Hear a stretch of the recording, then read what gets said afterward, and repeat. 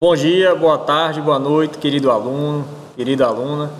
Hoje nós iremos conversar a respeito das primeiras civilizações, né? O início da humanidade vem na pré-história, mas logo com o advento da escrita, o homem ele começa a se organizar em cidades e dessas cidades surgiram as primeiras civilizações.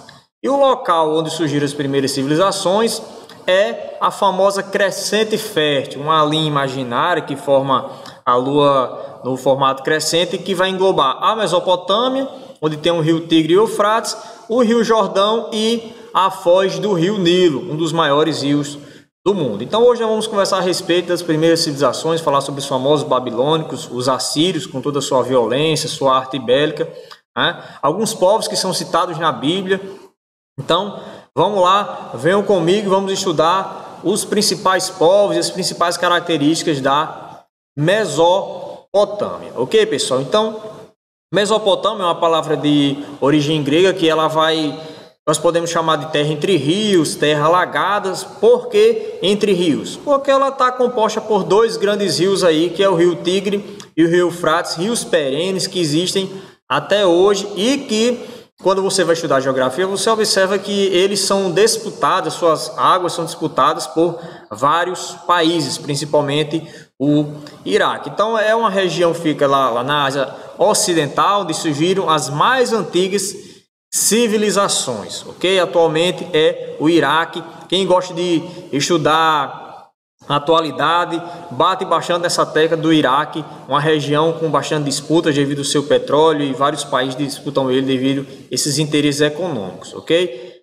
Desde que surgiram a escrita e os homens perceberam a necessidade de ter aí a agricultura para deixar e abandonar aquela sua vida nômade, surgiram as primeiras cidades, e essas primeiras cidades elas necessitavam de uma coisa fundamental: água. É por isso que nós vamos chamar esses povos da Mesopotâmia de povos hidráulicos, porque assim como vieram as primeiras cidades, que foi uma consequência da agricultura, vieram também as primeiras barragens, os primeiros açudes, os primeiros diques, os primeiros canais. Essas obras hidráulicas que fazem com que você aproveite a água da época da enchente e não deixe faltar água na época da seca. Então, esses primeiros povos, nós chamamos eles também de povos hidráulicos. Então, há mais de 5, 4 mil anos atrás, eles já começavam a fazer essas obras e a montar essas primeiras cidades, ok?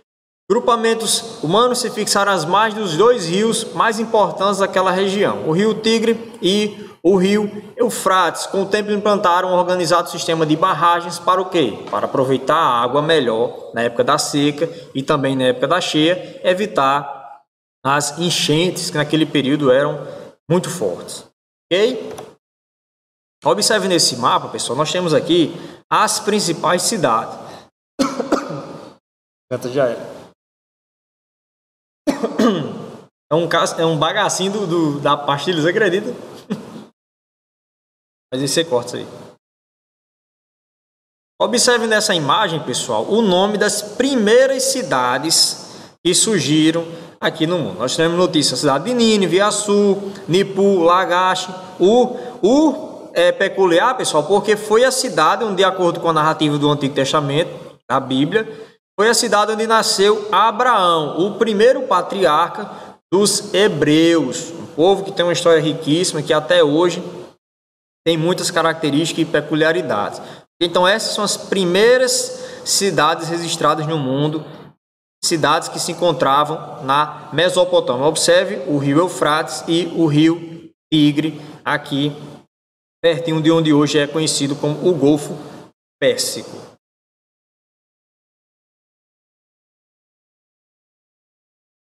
A religião deles, lá na região da Mesopotâmia. Quero deixar logo claro que a religião existe dois tipos: politeístas e monoteístas. Politeístas são os povos que acreditam em vários deuses. Polis, que significa vários, é uma expressão latim que significa vários. E a religião que acredita em apenas uma divindade é o monoteísmo. Observe, pessoal, a respeito disso tem que se ligar que monoteísmo, nós só iremos conversar a respeito dele a partir dos hebreus. Foram os hebreus que trouxeram na história do mundo a noção do monoteísmo, ou seja, adoração somente a um Deus. Então, todos os povos antes dos hebreus que a gente falar e muitos outros após os hebreus, eles serão politeístas. Eles acreditavam em várias divindades. A prática religiosa deles era politeístas, ok? Até mesmo as cidades possuíam deuses particulares. Alguns tinham um deus, outros tinham outro deus completamente diferente. Eu gosto de relacionar isso à questão dos padroeiros que existem atualmente. Observe que uma cidade pode ter um padroeiro, Santa Luzia, São João Batista, outra cidade vai ter um outro padroeiro. Então, basicamente, dá para a gente fazer esse paralelo. Naquele período, cada cidade tinha suas divindades próprias. E aí elas tinham as suas atribuições. Um era o deus da colheita, outro era o deus das bebidas, outro era o deus do amor, outro era o deus da febre. Nesse slide aqui, vocês estão vendo um exemplo de Pazuzu, era um demônio assírio que representava a febre. Então, se você tivesse com febre, naquele período eles iriam acreditar que você estava possuído pelo Pazuzu, que era o demônio assírio da febre, ok? Na política, dentre os povos que dominaram a Mesopotâmia, nós vamos destacar esses aqui, que serão os abordados na aula de hoje. Primeiro, os sumérios, né? Depois os acários, os famosos babilônicos, os caldeus e, por último, os assírios. Pessoal, observe que cada um deles vai ter uma informação principal. O Enem, ele gosta muito de pegar no âmago daquele povo, no que tem de principal, no que tem de mais marcante na história de cada um deles. Então, dos sumérios já vou destacar, nós temos a invenção da escrita cuneiforme, os acários, o primeiro império unificado da história do mundo, os babilônicos com suas obras, com Nabucodonosor, né? Os assírios com a sua violência, porque eles tiveram o primeiro exército organizado da história. O primeiro povo que se importou em ter um exército profissional para guerrear, que treinaram, foram os assírios. Então, entenda a região da Mesopotâmia como se fosse um barril de pólvora, onde existem vários povos e todos estão brigando entre si para disputar aquela região, devido a ela ser uma região fértil. Observe que ali é uma região desértica, até hoje é uma região desértica, mas no meio do deserto tem dois rios perenes, dois rios que passam o ano todo fornecendo água. Então, era muito importante ter o domínio daquela região. Ok? Ó, aqui, nessa imagem, nós estamos vendo aqui os assírios ficavam na parte norte, os caldeus na parte sul, e no centro da Mesopotâmia, os babilônios, com a cidade mais importante daquele período, que foi a Babilônia. Foi daqui que saíram, região sul da Mesopotâmia, saíram os hebreus, que vão migrar em um processo migratório até a Terra Prometida, onde hoje está localizada Jerusalém, né? Mas depois nós vamos conversar a respeito sobre eles. Vamos ver que eles também deram uma voltinha aqui pelo Egito, mas isso é assunto para uma outra aula. Agora vamos abordar os povos da Mesopotâmia propriamente dito. Primeiro deles, os sumérios, né? Voltando para cá, nós vamos ver que os sumérios ficavam na região sul da Mesopotâmia, pertinho do Golfo Pérsico. Foi a primeira civilização da Mesopotâmia. Agora, observe, eles eram uma civilização, só que eles eram formados por um conjunto de cidades-estados. A noção de cidade-estado é uma cidade que tem independência religiosa, política e financeira. Ela não depende das outras para sobreviver, para se manter. Então, os sumérios eram um conjunto de cidades. Eles tinham características próprias, mas essas cidades não dependiam uma das outras para existir. Formaram a primeira civilização, mas era uma civilização meio desunida, onde cada cidade respondia por si mesma. As cidades tinham autonomia religiosa, política e econômica. Não existia propriedade privada da terra naquele período. Por quê? Porque tudo era do Estado. Tudo era do governo. O governo que controlava as terras e determinava onde você iria plantar, a época da plantação, a época da colheita. Tudo era determinado pelos líderes da cidade. Líderes esses que eram chamados de patese. Então, cada cidade-estado suméria, nós temos exemplo Ur, Nippur, Uruk, Lagash, todas elas tinham o seu patese, o seu rei, podemos dizer assim, e eles que era o responsável pela divisão da propriedade naquele período. Os sumérios são responsáveis pela forma de escrita mais antiga que se tem conhecimento. Então, a forma de escrita mais antiga que nós temos noção hoje é a famosa escrita cuneiforme. Tem esse apelido cuneiforme porque ela era feita com galhos em pedaços de argila e esses objetos, esses traços tinham forma de cunha, uma forma de cunha, e formavam mais de 500 símbolos e formava todo o alfabeto sumeriano ou da escrita cuneiforme. Então era uma escrita muito complicada, era uma escrita muito difícil. Somente as pessoas mais poderosas tinham o direito de aprender a escrita naquele período. Lembrando que a escrita surgiu por necessidades basicamente comerciais. Você precisa registrar o seu patrimônio, você precisa registrar a quem você compra, a quem você vende. Então tudo isso necessitava de uma maneira de registrar, e aí nós vamos ter o surgimento da escrita há muitos anos atrás. Aqui nós temos um exemplo da escrita cuneiforme, né? Observe os traços em forma de cunha, esse tracinho aqui. Não existia papel naquele período, não na região mesopotâmica, e eles usavam pedaços de argila para fazer as anotações deles. Então era muito complicado, existia mais de 500 tipos de símbolos, né? Simbologia muito complicada, e pouquíssimas pessoas tinham acesso a essa forma de escrita, a escrita cuneiforme. Então, se vocês me perguntarem, professor Bruno, qual é a principal característica mais marcante dos sumérios? É a invenção da escrita cuneiforme. O surgimento da escrita cuneiforme é o que nós temos de mais marcante para falar dos sumérios. Ok? E aí nós vamos ter os acádios, pessoal. Os acádios têm uma história muito parecida com os sumérios. Todos ali estão na mesma região, na região da Mesopotâmia. Eles vão surgir um pouquinho depois, por volta de 2.400 anos antes de Cristo. Só que, olha só, Sargão I, ele teve uma ideia genial. Ele percebeu que os sumérios eram formados, era uma união de várias cidades-estados.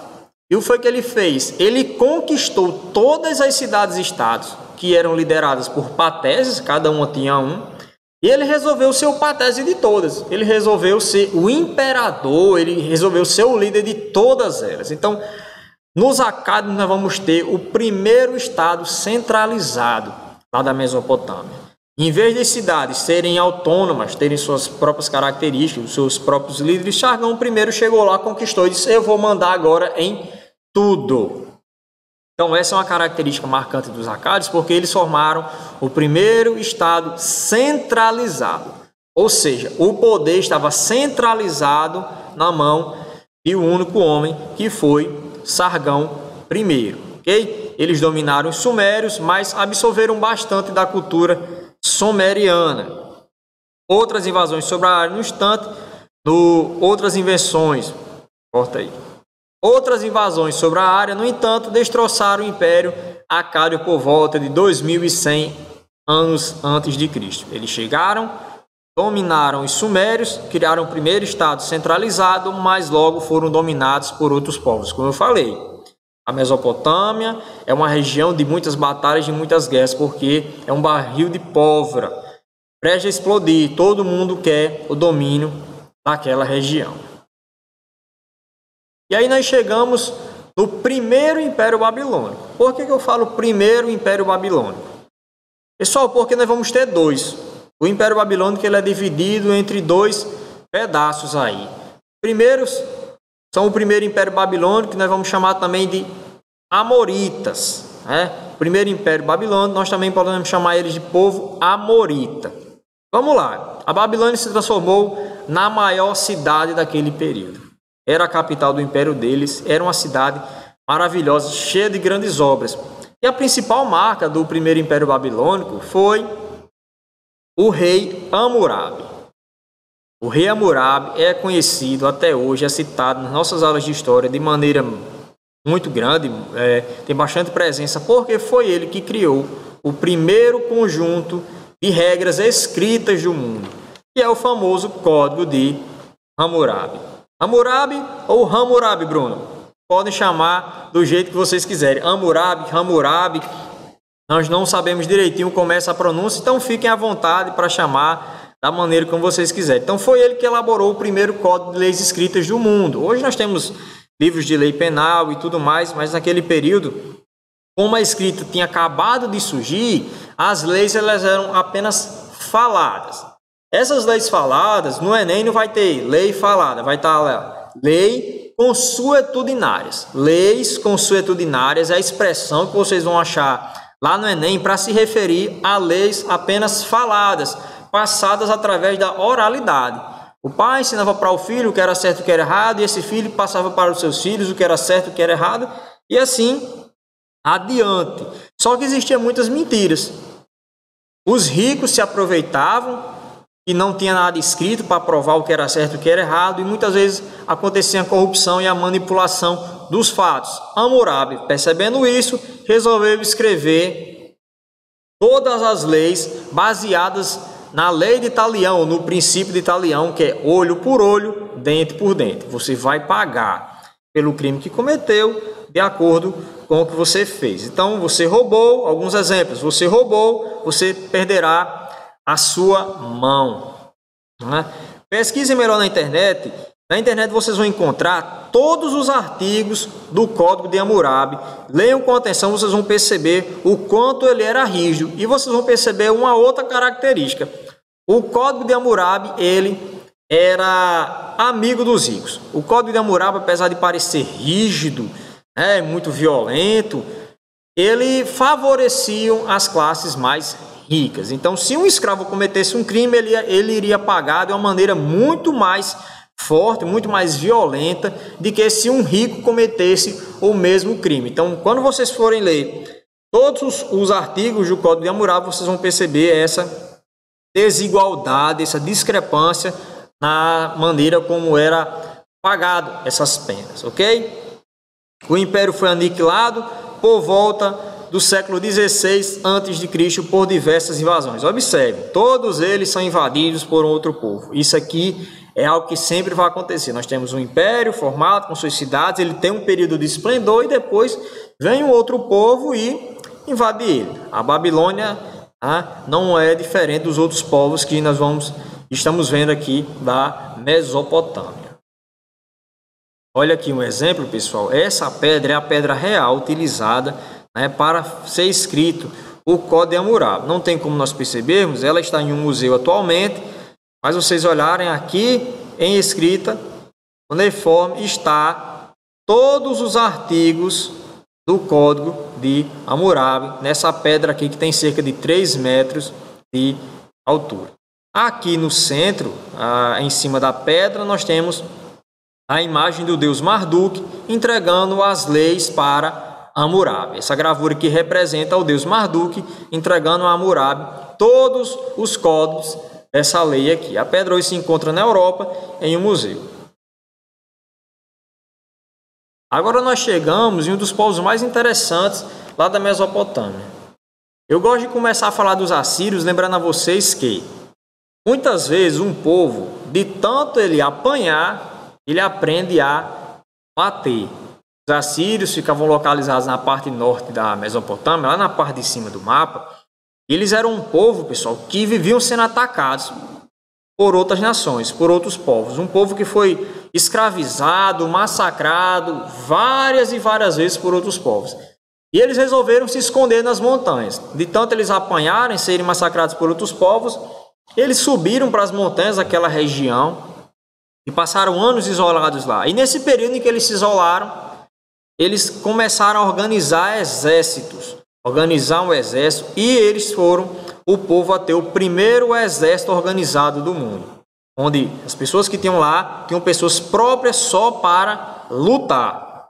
Os outros povos tinham agricultores, tinham ferreiros que durante as guerras trocavam seus materiais de utilizar no trabalho e iam para a guerra. Os assírios não, eles tinham pessoas dedicadas somente à guerra. Ok? Então vamos lá. Os assírios anexaram os territórios além do limite da Mesopotâmia. Chegaram até ao Egito. Depois de se organizarem, depois de aprender a bater, eles tiveram grandes conquistas territoriais. Tiveram seu apogeu entre o século 8 e o século 7 a.C. eram considerados guerreiros ferozes, né? Os assírios impunham a dominação pelo terror. Eles eram conhecidos pelos estupros, por incendiar as cidades, fazer grandes saques. Eles massacravam da maneira mais violenta possível os povos que eles venciam. Só que eles tinham um problema. Eles sabiam guerrear muito bem, eles sabiam bater e massacrar muito bem, mas eles eram um povo que não sabiam governar. Eles tinham um exército organizado, mas na política eles eram um fiasco. Eles tiveram um grande império depois de ter várias conquistas, mas eles não souberam administrar os povos conquistados dentro desse império, dentro desse território. O que foi que aconteceu? Várias revoltas ao longo de todo o território assírio. Foram tantas revoltas que mesmo com um excelente exército, eles não conseguiram se sustentar e assim o império entrou em declínio e caiu. Então não adiantou nada ter um excelente exército, saber bater, mas não saber governar, serem péssimos na política. Aqui nós chegamos nos caldeus, né? Segundo Império Babilônico. O primeiro, cuidado para não confundir, o primeiro Império Babilônico são os amoritas. O segundo são os caldeus, bastante citados no Antigo Testamento da Bíblia cristã. Depois dos assírios, eles vão ser os povos que mais se destacaram nessa região aí. Então, vamos lá. Segundo Império Babilônico, os caldeus. Principal marca deles foi o famoso rei Nabucodonosor. Rei Nabucodonosor, pessoal, ele ficou muito famoso por ele construir uma das obras mais belas que existiu no mundo antigo, que foram os jardins suspensos da Babilônia, né? Algo que ele fez para sua princesa, era um jardim com vários andares. Hoje em dia só existe, infelizmente, só existe as ruínas dele. A capital desse império foi a cidade da Babilônia, que era o centro cultural do mundo naquele período, com suas bibliotecas, com seu esplendor. Até hoje, boa parte dos seus portais ainda estão preservados. Okay? Outra coisa muito marcante na Mesopotâmia, não só nos caldeus, não só no Segundo Império Babilônico, mas em toda a Mesopotâmia, era os zigurates, as construções dos zigurates. Eram construções altas, né, cerca mais de 100 metros de altura, 100, 200 metros de altura, e eles serviam basicamente para observar os astros, porque foi na Mesopotâmia que surgiram o estudo das estrelas, a influência das estrelas na nossa vida, que hoje nós chamamos de astrologia. E foi a astrologia que serviu de base para a atual astronomia. Então eles observavam as estrelas, a lua, para entender como esses astros refletiam na nossa vida, no nosso dia a dia. Então você que acredita em signo, essa cultura de pesquisar os signos e ver a influência das estrelas na nossa vida surgiu lá na Mesopotâmia há cerca de 4.000 anos atrás, 3.000 anos atrás. E eles faziam isso nos zigurates. Eram parecidos com pirâmides, só que no topo tinha um templo onde eles faziam os rituais religiosos, observavam os astros, para entender a relação deles com o dia a dia do povo, e também serviam de depósitos. Então os zigurates eles tinham várias funções, serviam de depósito de alimentos, para observação dos astros e também para fazer os rituais religiosos. Uma coisa marcante também da história de Nabucodonosor, além dessas grandes obras que ele vai fazer, é porque ele escravizou o povo hebreu. E é por isso que ele é tão citado no Antigo Testamento da Bíblia. Ele escravizou o povo hebreu por um período conhecido como o cativeiro da Babilônia. E esse cativeiro irá durar até quando Ciro, o grande, o rei persa, conquista a Babilônia e vai conquistar toda a região e vai libertar os hebreus. Okay? Mas isso é assunto para uma próxima aula. Aqui nós temos uma gravura que vai mostrar mais ou menos como foram os jardins suspensos da Babilônia. Não se sabe com exatidão, mas de acordo com os relatos da época que hoje nós temos preservado, imagina-se que era dessa maneira aqui, uma construção muito bela. Muito bela. Observe aqui, nessa parte de trás, nós temos o que seria o maior zigurate que existiu naquele período, que na Bíblia ele é chamado de Torre de Babel. Muitos já ouviram falar essa expressão. foi um zigurate gigantesco que teria sido construído naquele período, mas que devido à sua altura ele veio a desabar. Torre de Babel é interpretado como um zigurate de 215 metros, o maior zigurate que existiu naquele período. Os principais legados que os babilônicos, os assírios, os sumérios, os acádios deixaram para nós. Os legados que os mesopotâmios, de uma maneira geral, deixaram para a humanidade, nós utilizamos até hoje.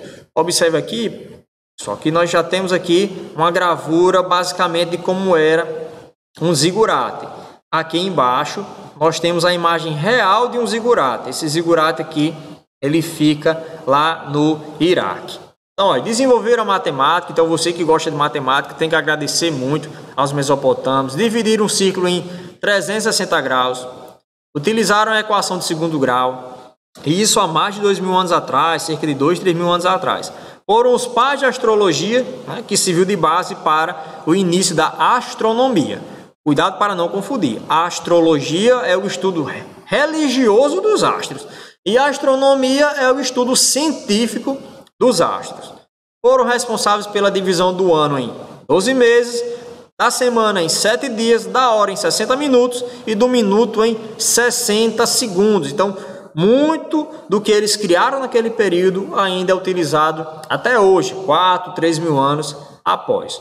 Ok? Então, ficamos aqui com o nosso assunto e a nossa aula da Mesopotâmia. Forte abraço, professor Bruno, com vocês.